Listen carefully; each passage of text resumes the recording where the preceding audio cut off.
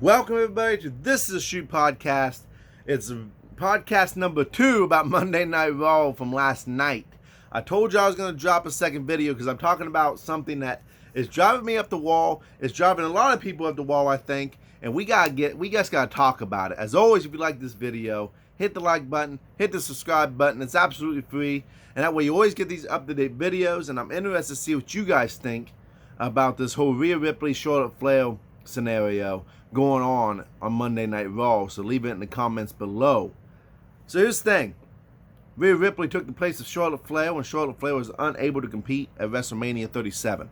She would go on, to my surprise, to win the Raw Women's Championship by beating Asuka.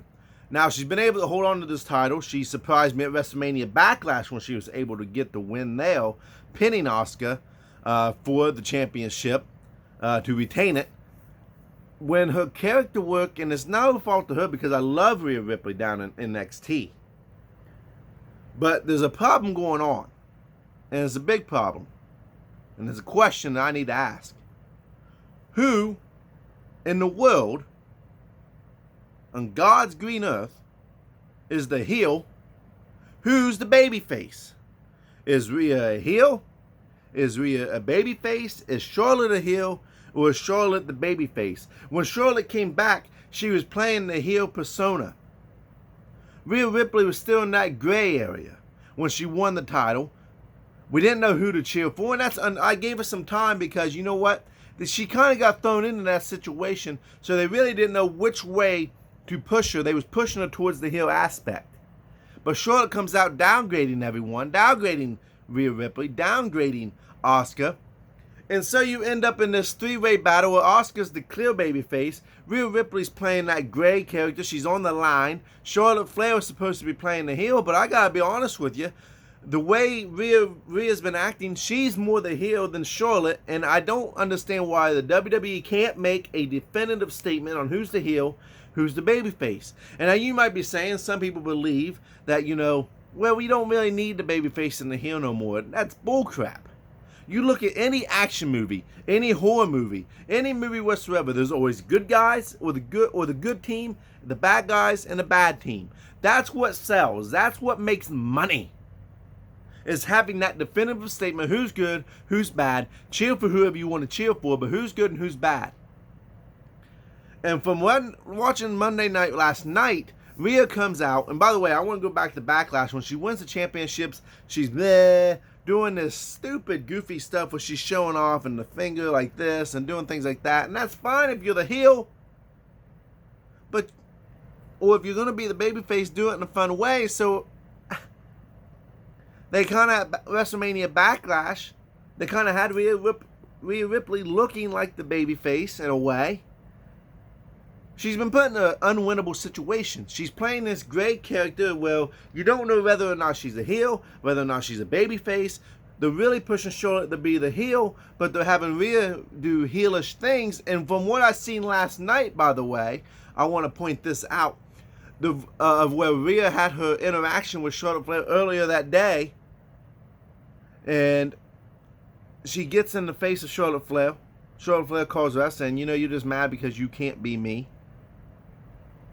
Then Nikki Cross makes a return, challenging Charlotte or Rhea to a match. I think mainly Charlotte. And Charlotte said, I can beat you in 2 minutes. And Rhea Ripley kind of laughs, and Charlotte goes, but I have a match already set up for the night. But Rhea, since you're laughing, I bet you can't beat Nikki Cross in 2 minutes. And, Rhea goes, that's your problem, Charlotte. That's why no one likes you. You're always downgrading people. So they get in this match, Nikki Cross versus Rhea Ripley. I like having the 2-minute time limit going on in it. And then you have Rhea Ripley downgrading Nikki Cross in the match. So why are you going to have Rhea Ripley make the statement, you're always downgrading people, that's why no one likes you, and then you have her downgrading Nikki Cross in the match, and then she ends up torturing Nikki Cross and laying it out there like, I'm better than you, da-da-da-da-da, and unsurprisingly, she runs out of time, and she sits there and smiles because she got uphanded, so she kind of has that smile like, okay, you got me. So she's still playing that gray character. For the love of God, make a definitive statement. Who's the heel? Is Rhea Ripley a heel? So I know whether or not I need to boo her or cheer her. Tell me what you want, Raw. Tell me what you want, WWE. It's still my right to make a decision if I'm going to cheer her or not, but you're going to make it a whole lot simpler on me and everybody else if you make that definitive statement. Asuka's out now. Now it's Rhea versus Charlotte Flair at Hell in a Cell. Well, who the heck am I supposed to cheer for? Who's good? Who's bad?